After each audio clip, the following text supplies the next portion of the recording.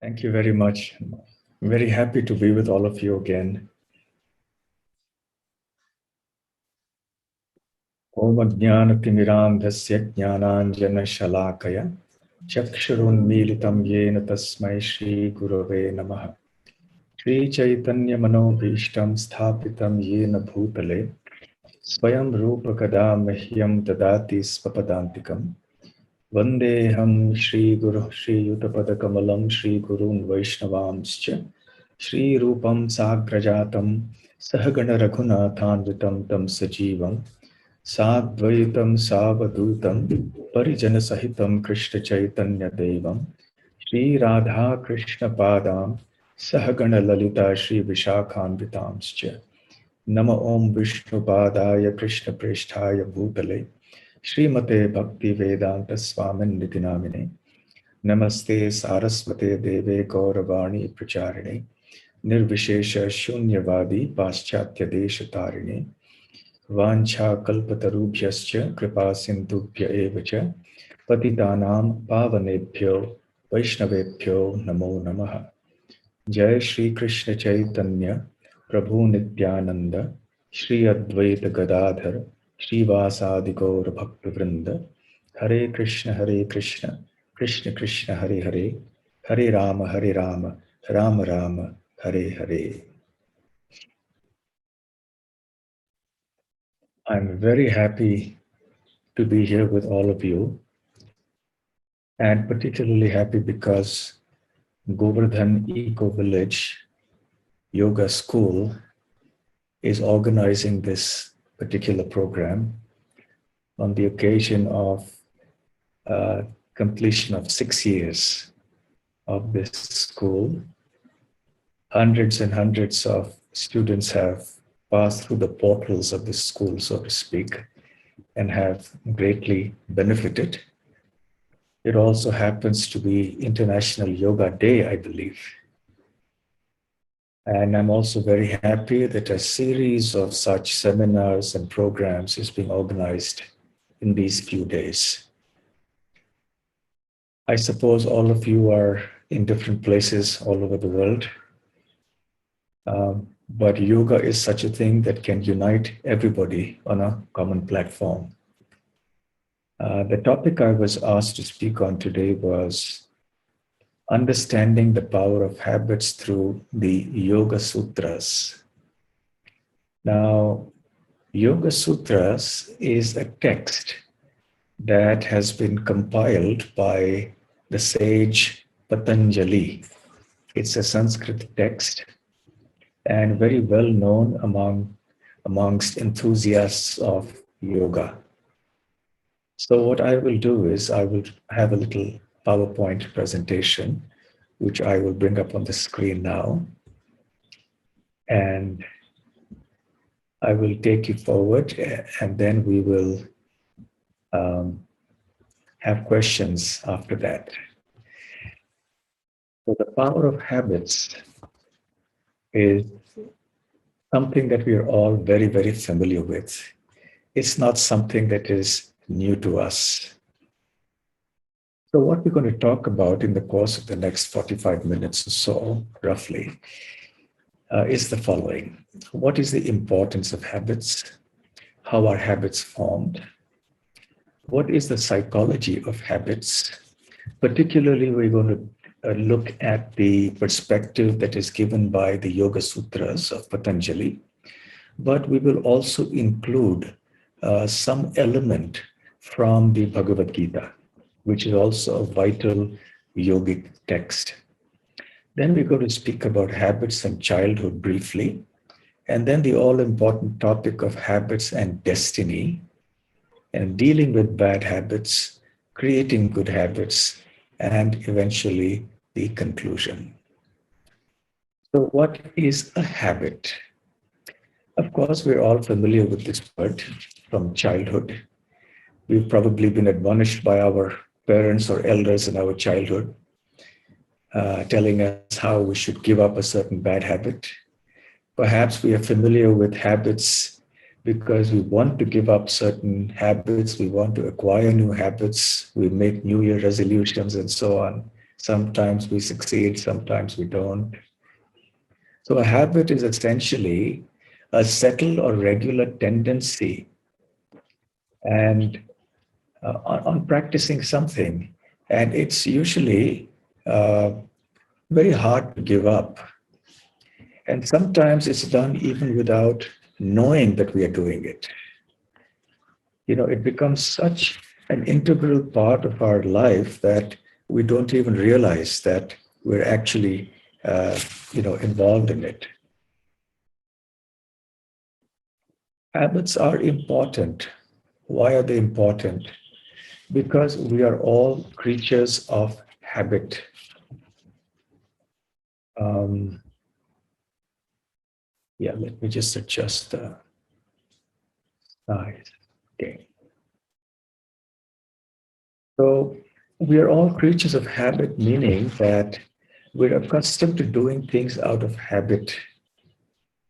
Actually, someone has made an estimate, some psychologist has made an estimate that about 90% of what we do every day is based on habit. That's quite a lot. It's very significant. Everything actually is formed by habit. Habits actually reveal who we are. And everyone's life is touched in such a deep way by habits, good habits, bad habits. And especially for those who are seeking spiritual advancement, it's very important to understand the subject of habits. Our habits determine our quality of life. They determine who we are. Why is that? Because we are what we repeatedly do. You've heard sayings like, we are what we eat, you see, we are who we associate with, and so on. So also, we are what we do.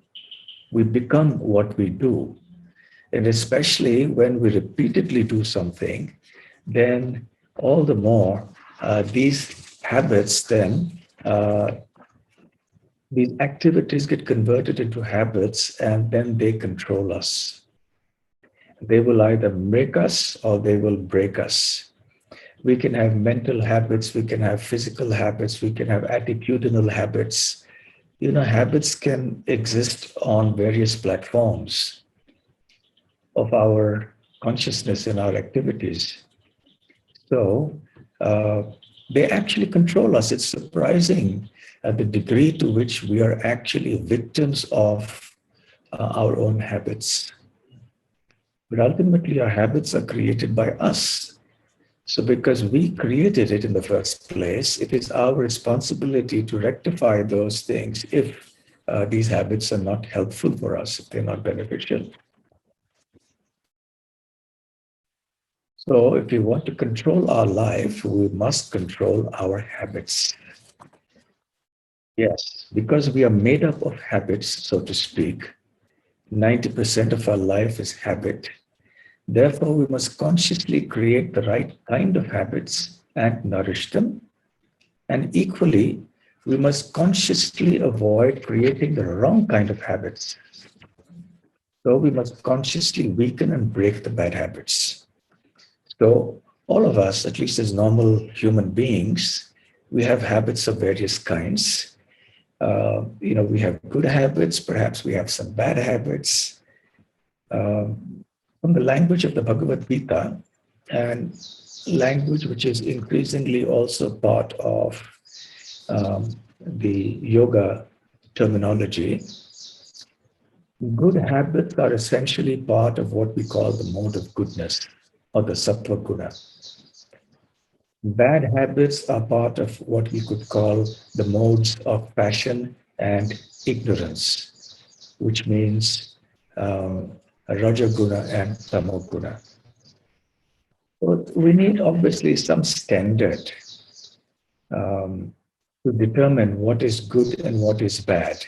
So these three terms, the mode of goodness, the mode of passion, and the mode of ignorance, kind of provide a standard for us by which we can judge, whether our habits are good or bad. And also, what do we mean by bad habits? Our strong habits. So these are terms that we will deal with as we move along. But the important thing is that we must recognize what is controlling our life. And real freedom actually means to break free from bad habits. Because we are creature of habits, we are equally controlled by good habits as well. It's a very important point to note. So it's not a bad thing to have habits and be controlled by habits. But the question is, what kind of habits do we have? If those habits are very good, and if they're helpful to us physically, mentally, emotionally, intellectually, and above all, spiritually, then those habits are good for us. And it's good that we are controlled by those habits because they protect us from being influenced by bad habits.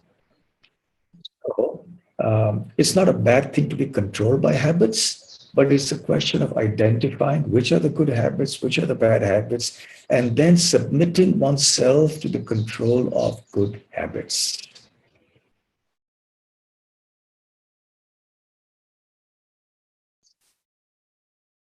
Okay, so wherever we go, our habits follow us.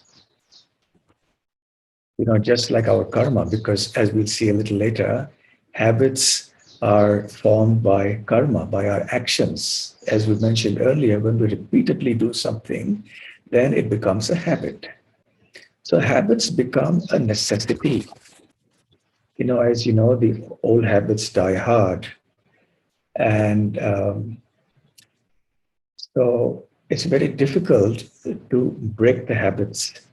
I remember a little story, a short story, that there was a thief, and he decided he wanted to reform himself. So he went, people who were spiritual. So when he went there, there was some discourse going on, a spiritual discourse. So he sat there. And then the gathering uh, decided that they were going to go on a pilgrimage to some places, some holy places. So the thief decided that he would do that as well because he wanted to reform himself of the bad habit of stealing. So he went along with them at the appointed date, and they all gathered together and they were all living in one large room. In those days, pilgrimages were rather austere and living conditions were not as luxurious as they are today.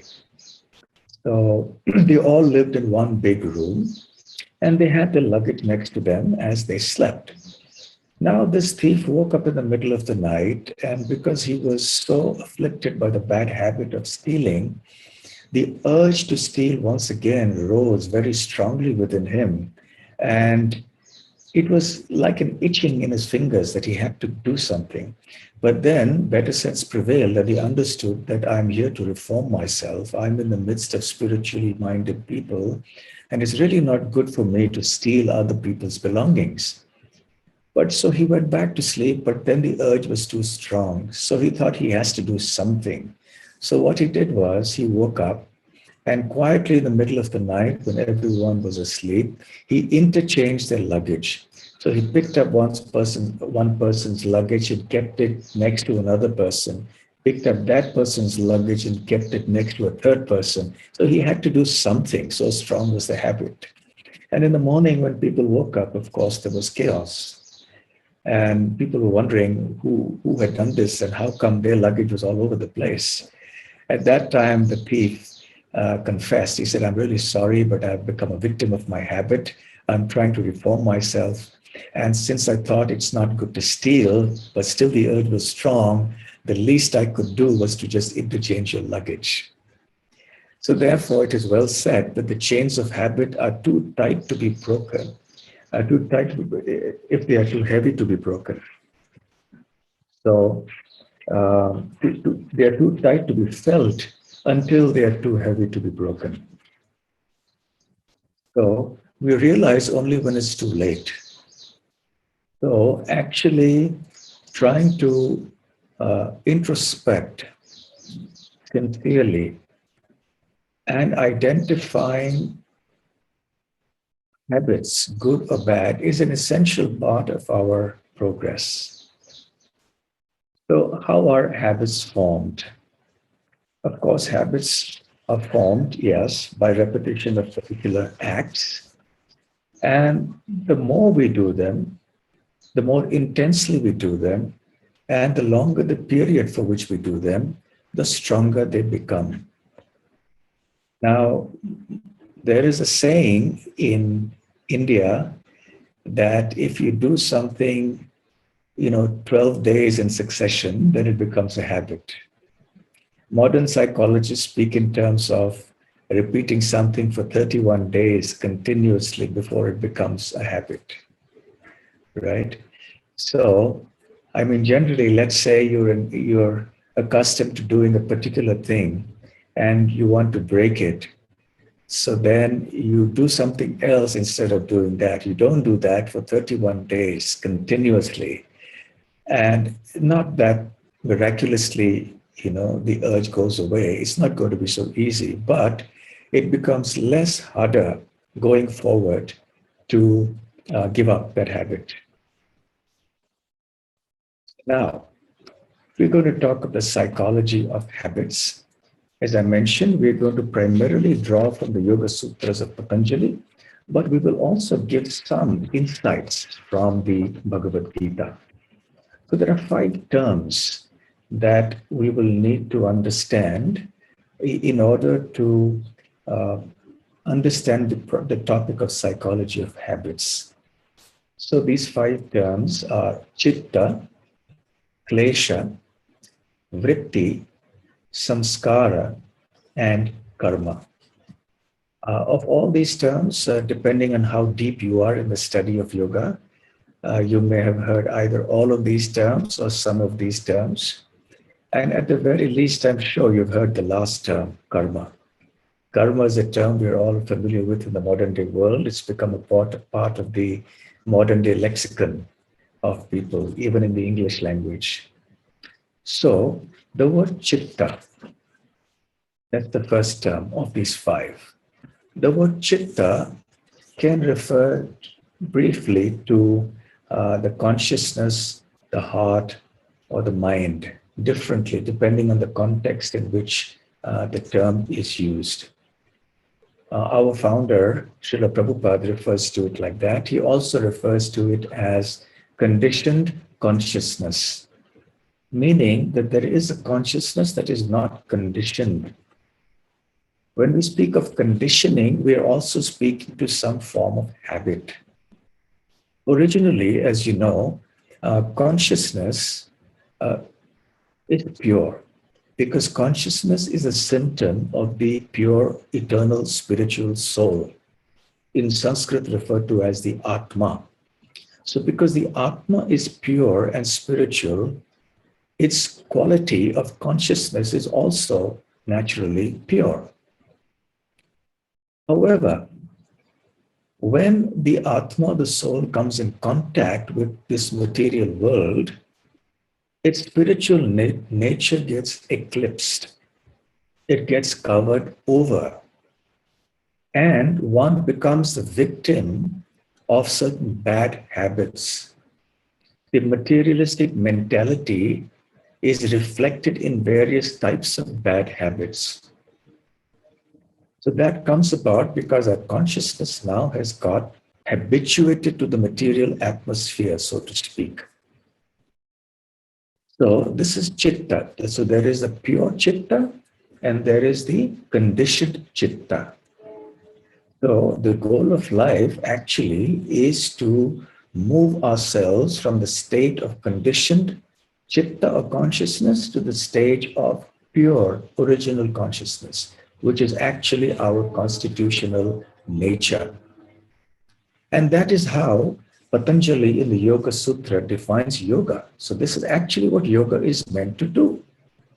Yoga is meant to transform our consciousness from,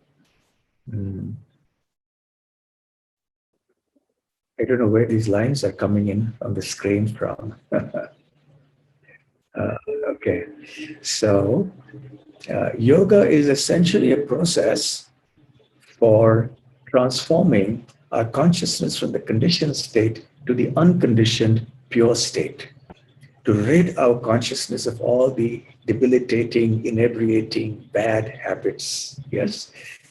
So, how Patanjali defines yoga is as follows: Yoga chitta vritti nirodha. Yoga is the nirodha, which means the cessation of, and chitta means consciousness, and vritti refers to the restlessness, refers to the kind of disturbances that originate within the consciousness. So all of us are familiar with the fact that the mind always disturbs us. At any given point in time, there's always something that seems to occupy our mind and move us in one way or another. Often they are very disturbing thoughts, and we're annoyed about something, we're irritated about something, there's some unfulfilled desire that we have, and so on.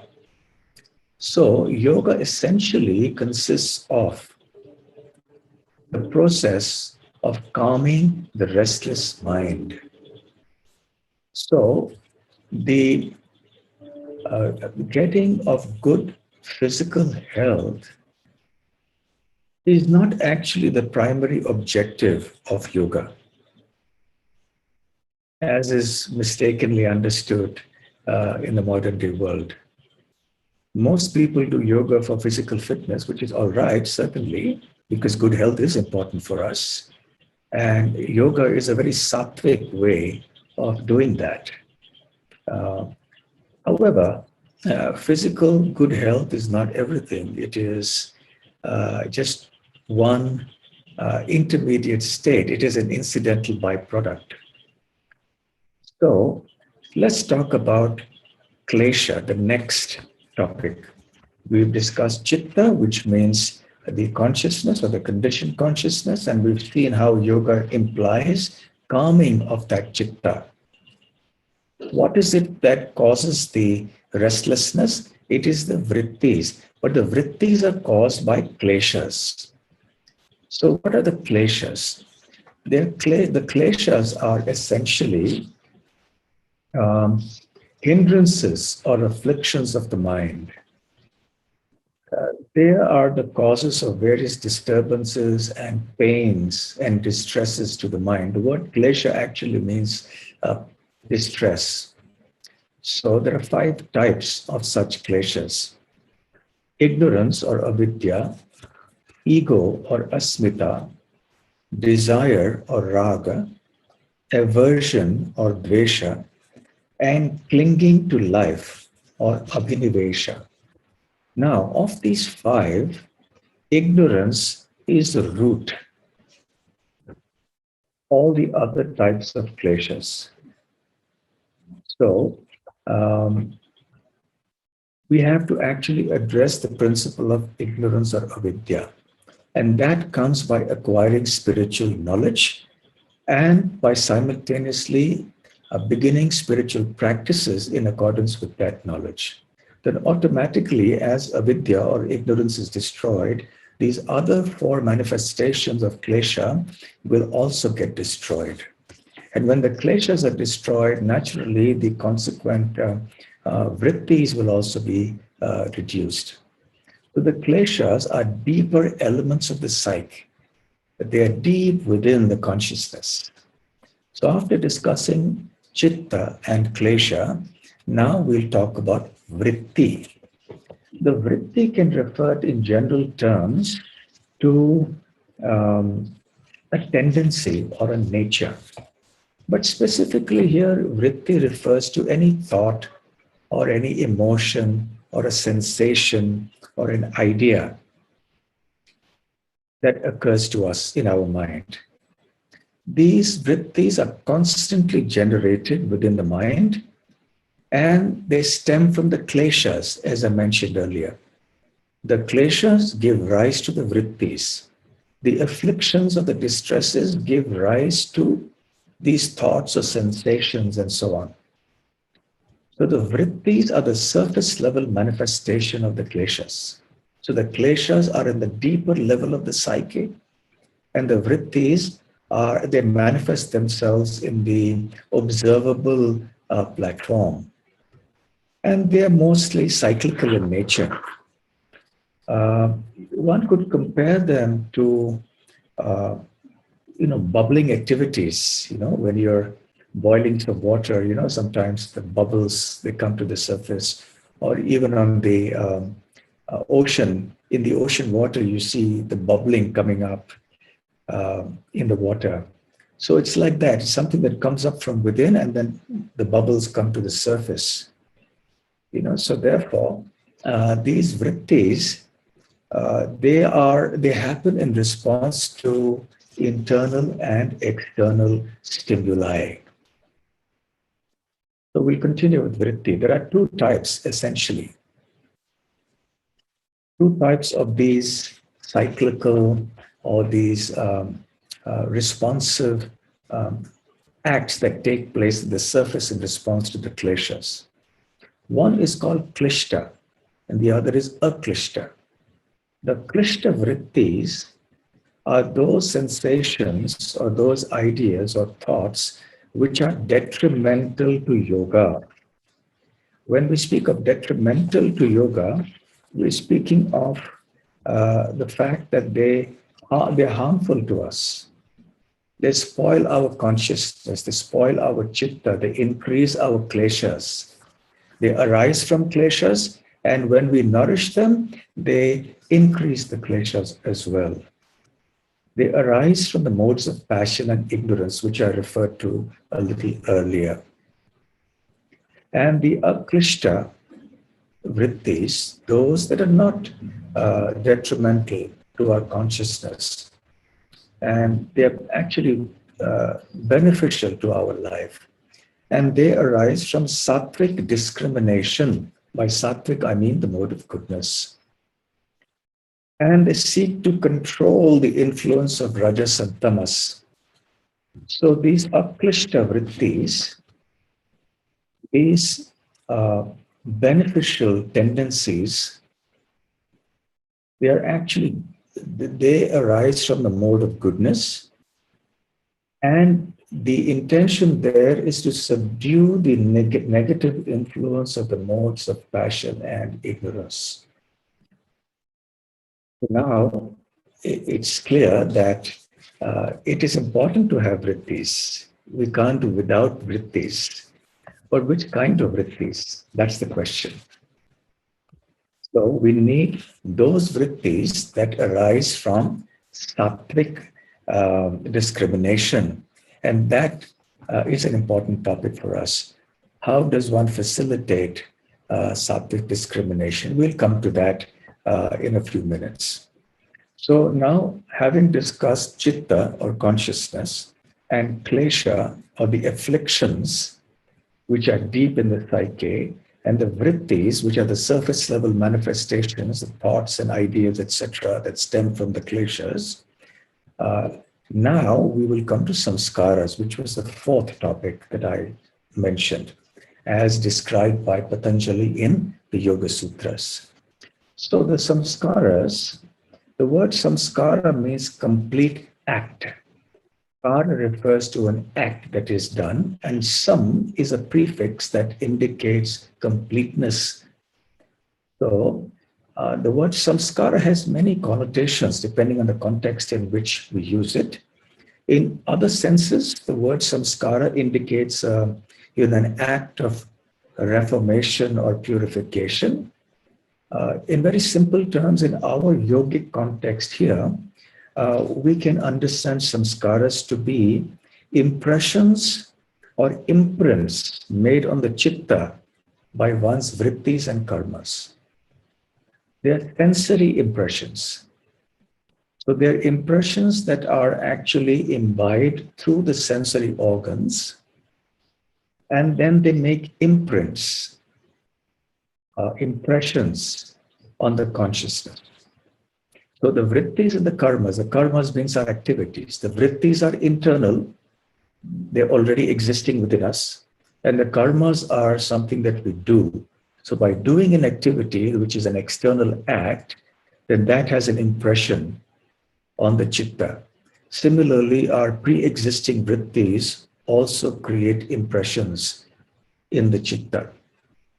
So a crude analogy for this would be the sound imprinted on a tape or an image on a film.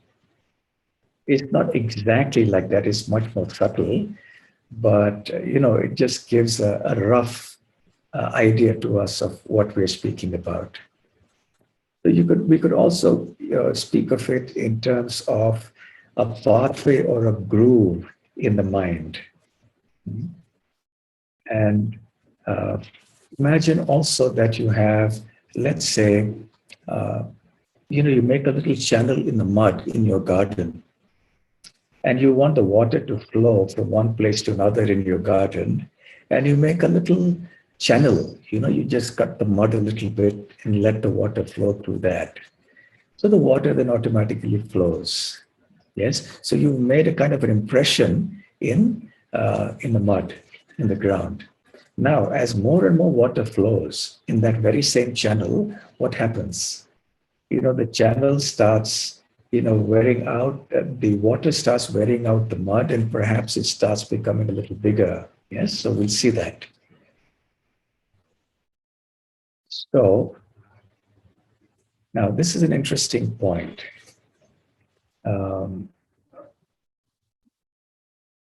Every object that has ever been experienced by us forms a samskara.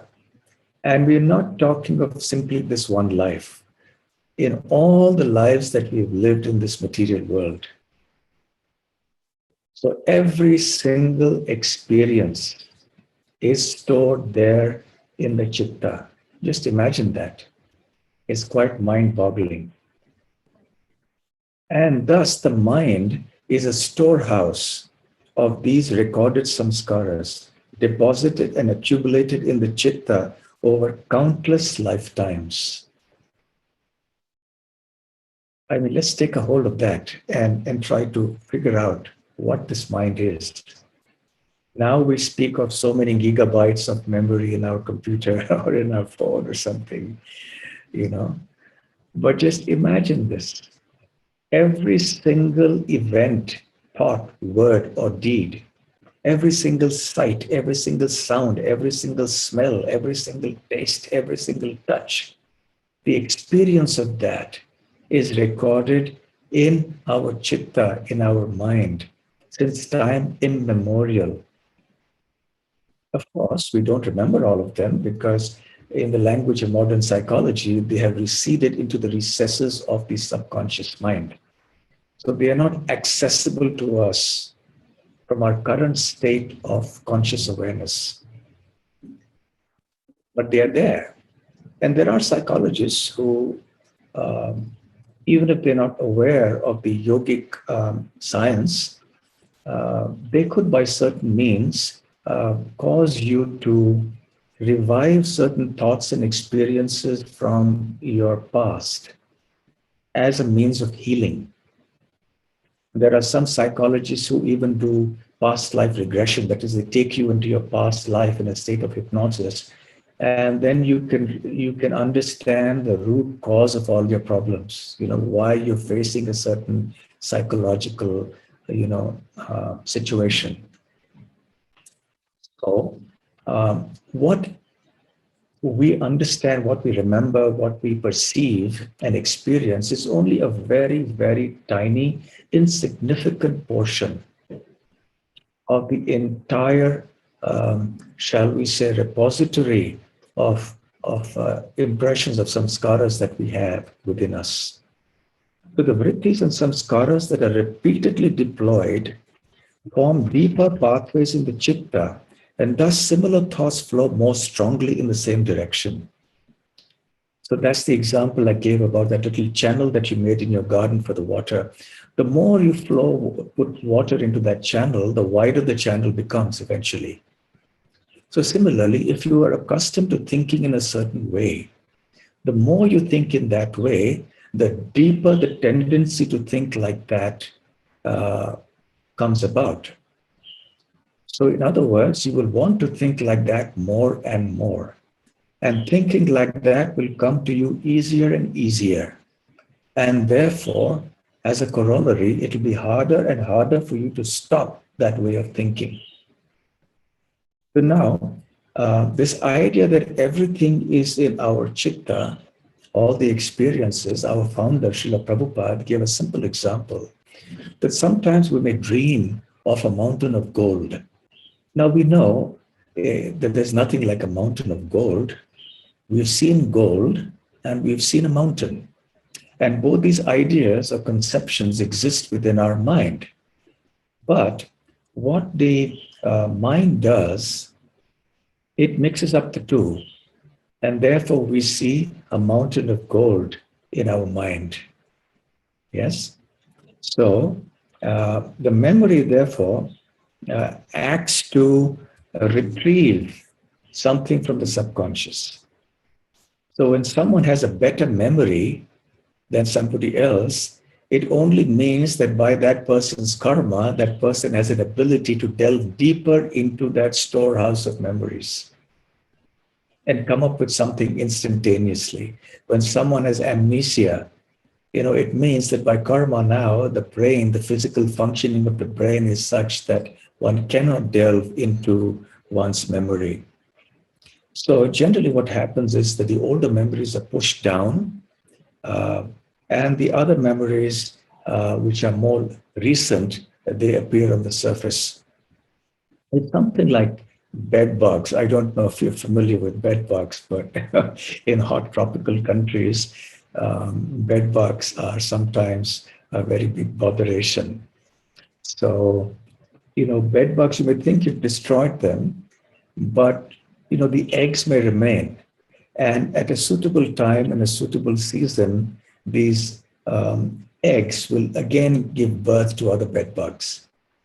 So similarly, our impressions, samskaras, they go deep down, and we may think we've conquered it, but actually we haven't, because from deep down, from the past, these things will still emerge again at some suitable point in time. So, given some appropriate stimulus, many of the old samskaras then may be revived. Okay, the power of samskaras. So a strong samskara induces one to perform a certain kind of activity.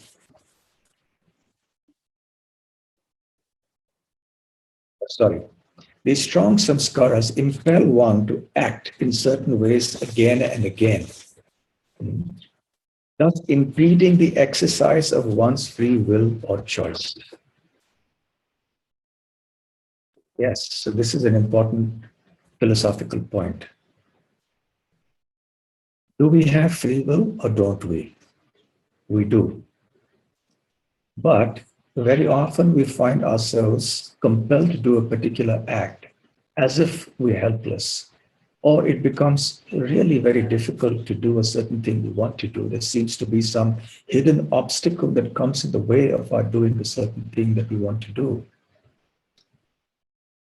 So that is because these sanskaras have become so strong that they compel us to act in a certain way or to not act in a certain way. So when we do a certain karma or an activity again and again and again, the samskara becomes stronger and stronger. And to that degree, it becomes a significant impediment in the exercise of our free will or our choice. So the stronger the samskaras become, which means the more repeatedly we do those activities, the more they dominate the psyche and demand fulfillment. So we're all familiar with that. Samskaras thus account for personality traits, or they account for habits, they account for compulsive and addictive behaviors.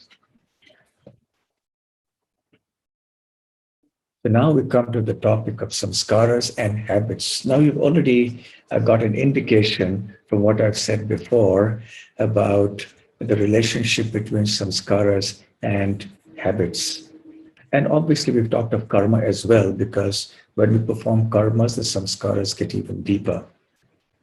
So sanskara, a strong samskara induces one to perform a particular type of activity. The repeated performance of that activity makes a samskar even stronger and becomes a more powerful impetus to act similarly again and again. For example, if someone has a habit of lying and that person succumbs to this habit and lies again, then now the samskara that is formed by the karma of lying again and again becomes even stronger. And that strong samskara will induce one to speak lies again. And then the more we speak lies, the stronger the samskara becomes again. And then we go on and on. So it becomes a vicious cycle. And then stopping lying becomes extremely difficult. So this is an important point. Resistance to performing that activity keeps diminishing, and it becomes progressively easier and easier to do that activity. So as we saw earlier, it essentially robs us of our free choice. Finally, it becomes a compelling force, a strong habit. And when something becomes a very strong habit, it's very difficult to change it. You know, when there's a plant, uh, you can easily uproot it. But when that plant transforms into a tree, then it's very difficult to cut it down. So there are two types of samskaras. The positive samskaras, which induce sattvic karma, which creates spiritual inclination and which foster good habits. And there are also negative samskaras, which induce rajasic and tamasic inclinations, which means inclinations in the mode of passion and ignorance, and such karma like craving and aversion, and they increase material entanglement and they foster bad habits for us. So we have to try to see how to inculcate positive samskaras, not the negative ones, and the samskaras in the next life. The kleshas, vrittis, and samskaras provoke various karmas to be performed. These karmas produce reactions. One reacts to these reactions, which give further reactions. This continues ad infinitum. So this is the cycle of karma. So the kleshas, vrittis, samskaras. Kleshas cause the vrittis, which cause the samskaras, which cause the karmas, which again cause the cycle to move on and on and on. All these karmic reactions cannot be accommodated in one lifetime. They spill into the next life along with the kleshas, vrittis, and sanskaras, and thus one is born with a certain nature in the next life. And that in Sanskrit is called svabhava. So we are born with a certain nature, all of us, every one of us. Some people are born with a sattvic nature, some people are born with a rajasic nature, some people are born with a tamasic nature. Most of us are born with mixed natures. Sattvic, rajasic, tamasic, we have something of everything. So in the Bhagavad Gita, Krishna, in order to save time, I will not read the whole verse. Krishna, in the 16th chapter of the Bhagavad Gita, speaks about the divine qualities. For example, fearlessness, purification of one's existence, cultivation of spiritual knowledge, self-control, etc. So these are different qualities that appear in the 16th chapter, verses 1 to 3. And what's significant here is that Lord Krishna says that those with a divine nature are born with these qualities. The word, Sanskrit word uses abhijatasya, of one who is born with the divine qualities. So Arjuna, Krishna says to him, you are born with the divine qualities. So it means that there was some cultivation of positive samskaras in the previous life, which makes one have this svabhav in the next life. Similarly, there is the demoniac nature. pride, arrogance, conceit, anger, harshness, and so on. So these are qualities that belong to the demoniac nature. And Krishna says that some people are born with this demoniac nature. So now we can understand why people are born with certain natures. Now, modern psychologists say that one's nature is formed roughly as follows. This is an interesting point of information. 50% is formed at birth by what they call genetics. We would call it the samskaras of the previous life. 10% is formed by the environment, and 40% is in one's hands, which means it is a free choice. So, habits and childhood. So, therefore, if we try to cultivate the right habits from childhood, we have 50% there, remember. 50% is what you have from your previous birth, so that can't be changed. But you have the rest of the 50%, which is in your hands. So if you have children, then you can train them to have good habits. And like wet cement, it's easier to create impressions when one is young. As one grows older, one becomes more rigid in one's thoughts and approaches. Chanakya, the great moralist, has also said that one must start doing this from a very young age. Some useful quotes. I'll be a little quick because I've run out of time. Parents who give children good habits provide for them better than by leaving them a fortune. Habits of youth accompany us in old age. Habits at 3 are habits at 80. You can't teach an old dog new tricks. Okay, so these are some familiar quotes that you've heard. I want to make a brief mention of Govardhan Samskar. The Vedic culture speaks about a purificatory activity called the Govardhan Samskar, which is done even before the act of conception. That ensures that a person with a good svabhav or nature is born. So we sow an act, we reap a habit. We sow a habit, we reap a character. And I'll quickly go through this hierarchy. What we believe in leads to our thoughts. What we think manifests in words and actions. The actions we do form habits. Habits form character. Character forms our nature or svabhav. And eventually that causes our destiny. So how will these beliefs and values change? Because remember, the root of everything is our beliefs and values. So if we want to change our destiny, want to change our habits and character and everything, we have to go to the root of beliefs. So that happens by association, by the company we keep. The company we keep is the root of our habits and indeed of our destiny. So, dealing with new bad habits, the best way to stop a bad habit is to never begin it. Prevention is better than cure. You've heard of that. Stay away from potential sources of bad habits. Be alert to identify a new bad habit when it is about to be born and nip it in the bud. Bad habits are like cancer, easy to get rid of if detected earlier. On the other hand, existing bad habits are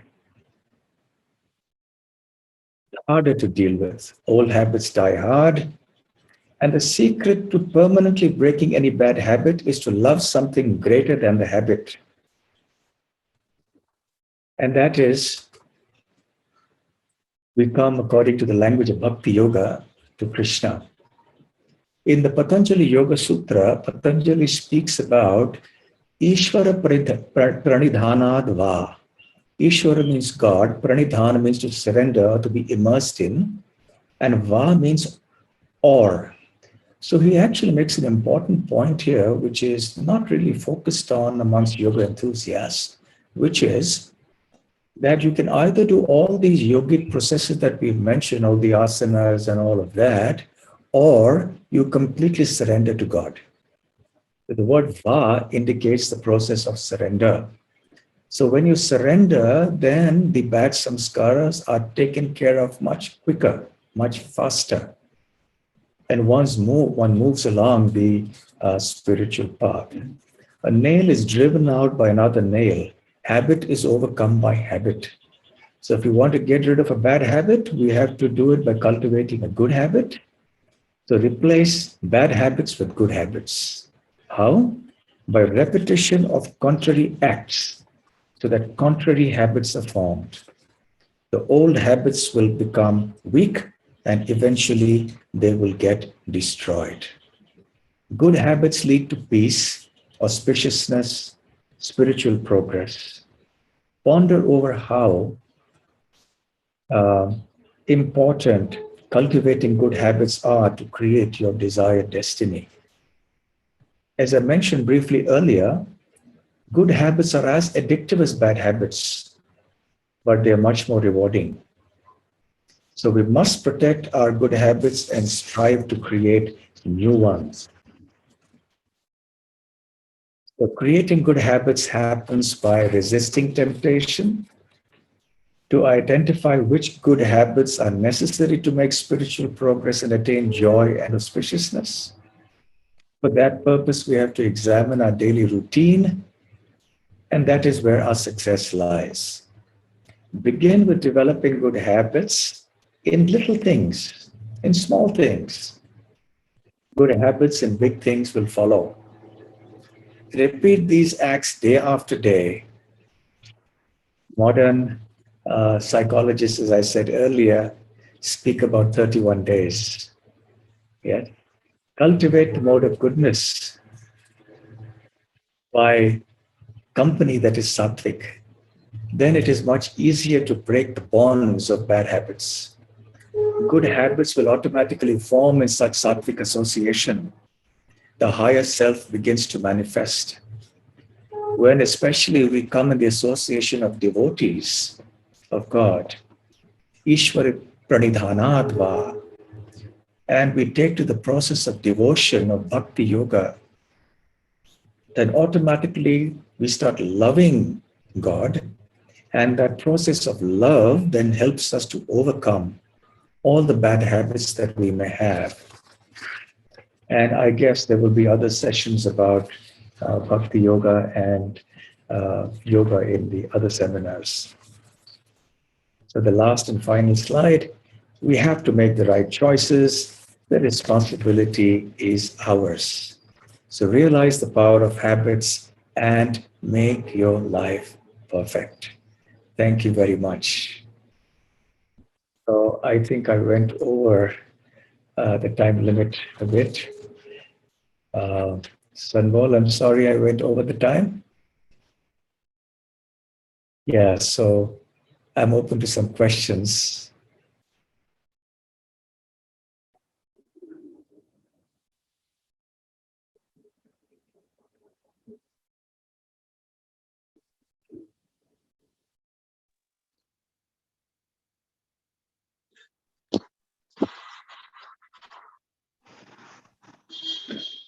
Hare Krishna Maharaj, Dandvat Pranam.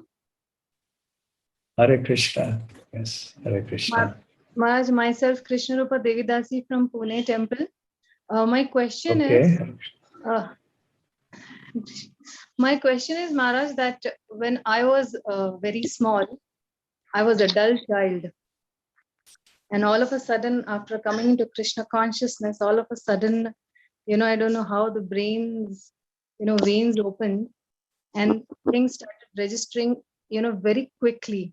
So I'm a little bewildered that how was that possible that, after coming into Krishna consciousness, after meditating, the mantra, how these, veins got open and then things started registering very easily for me.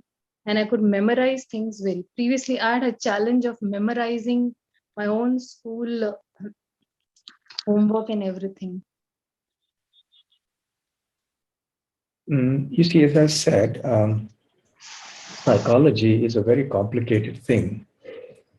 And the impressions of not just this life, but of all our previous lives are embedded in the psyche. So it is hard to say when a certain impression or a certain thought or a certain experience or a certain capability, a certain memory will be revived. It's very hard to say that. According to some karma, or if one has taken the spiritual life very seriously, then according to the will of Krishna, such things may happen from time to time. Sometimes it may be positive, sometimes it may be negative. So we don't worry too much about that. We just continue with our spiritual life and move on. Okay? Thank you, Maharaj. Thank you so much. Hare Krishna. Thank you, Maharaj. I am Amrutapini Devidas from Bahrain.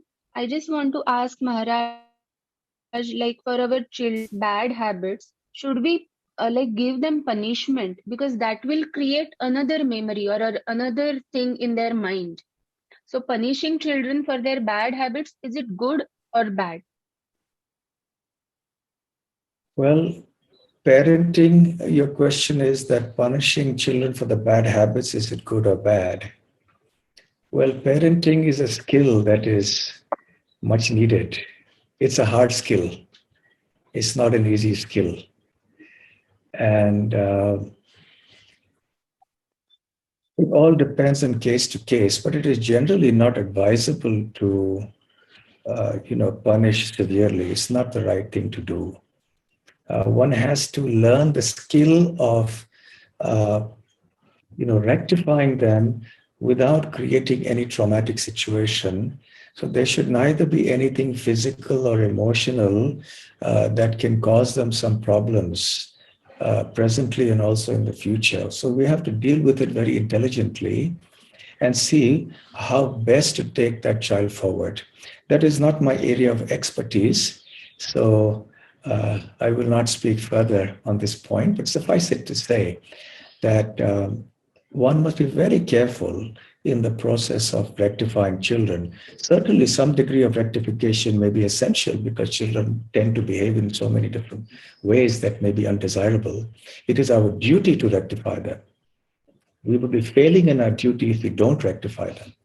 But how to do that is a question that needs intelligence and discretion. Okay. Hare Krishna Maharaj, Dandvat. All glories to Srila Prabhupada. This is Amritanand Das from ISKCON of Central New Jersey.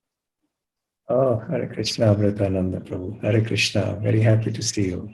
I'm happy to see you and hear you, Maharaj. Savita and I logged in. Usually we come through the Facebook platform. Today I got the Zoom.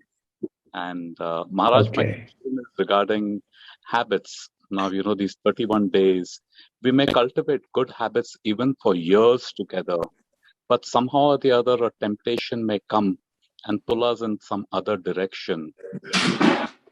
This temptation aspect, which could easily overcome years of good habits, what more can we be doing other than association to keep these temptations away? The knowledge is also there, but in spite of all that, we can give in to temptation.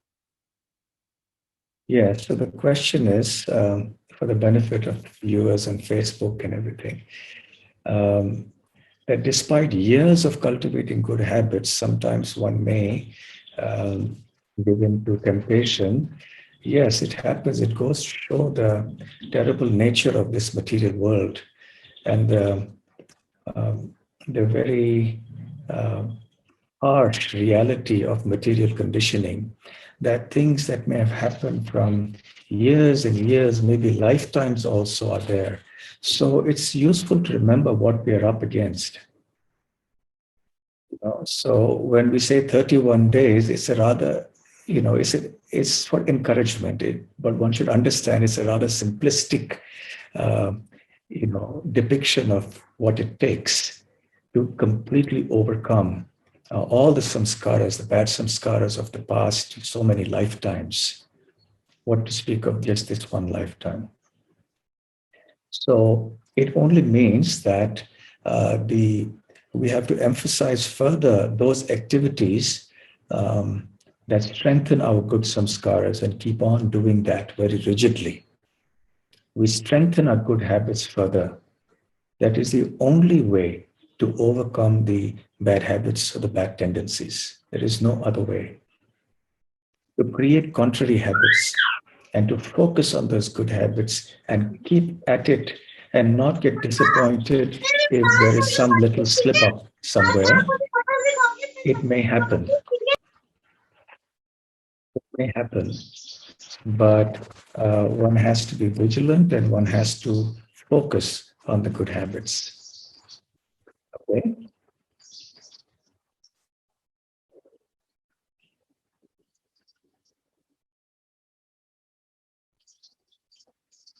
Okay, have we run out of time? No? Can continue for a few more minutes, Maharaj. I think there are 2 more questions. I'll just read one out. Okay. It seems a little scary to be controlled by good habits. I have known people who have sattvic habits who are so attached to them that they become judgmental or insensitive and don't feel they need to change at all. Can you please throw some light on this? This question is by Anita here. Okay, so the question is that it seems a little scary to be controlled by good habits. There are some people with sattvic habits who become very judgmental about others and they don't feel the need to change. Well, then probably they have some bad habits as well, along with their good habits. So what you're seeing in them is the remnant of the bad habits. So having good habits is not a problem, but the bad habits that also coexist with those good habits is a problem. So we have to address the bad habits.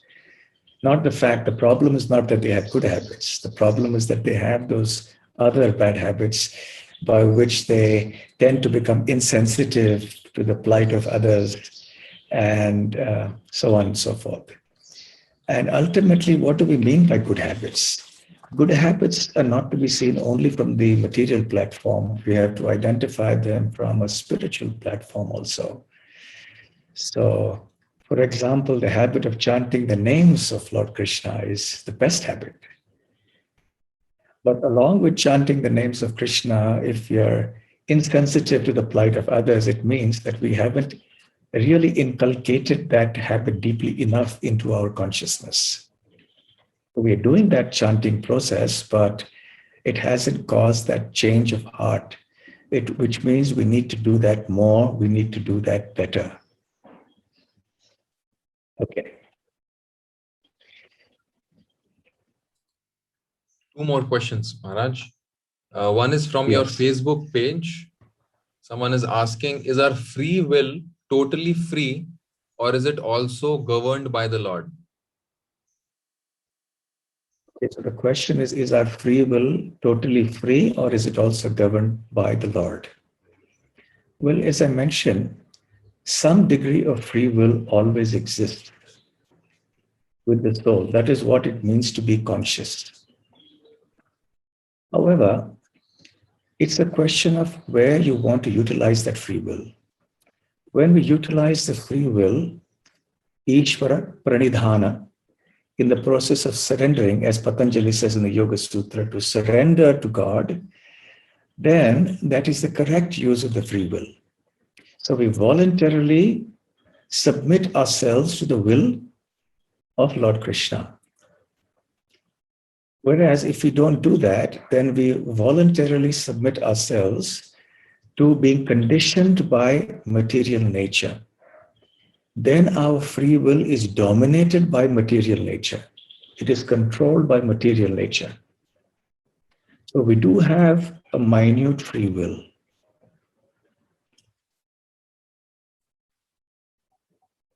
Yes. Next. Yes, Maharaj. One last question is, do these samskaras impact the soul also or are they at the mental level only? Can good samskaras purify the soul and mind or mind also? Okay, so the question is, do these sanskaras impact the soul or is it only at the mental level? Well, they can never impact the soul, because the soul is completely transcendental, spiritual. It has nothing to do with the physical body or the mind, which is also material.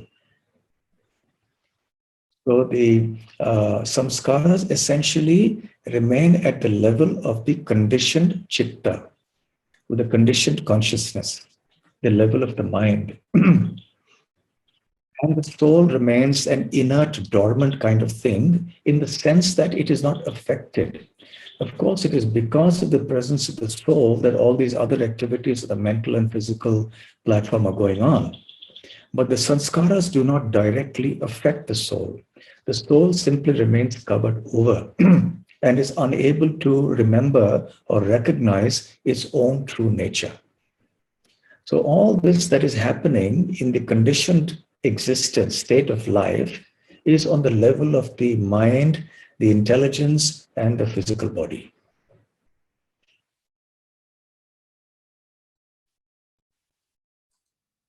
Thank you so much, Maharaj.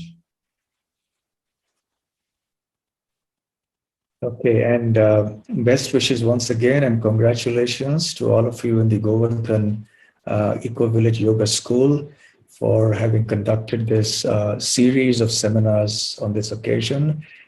6 years of very magnificent work being done by all of you. So heartfelt congratulations and best wishes. Thank you very much. Hare Krishna.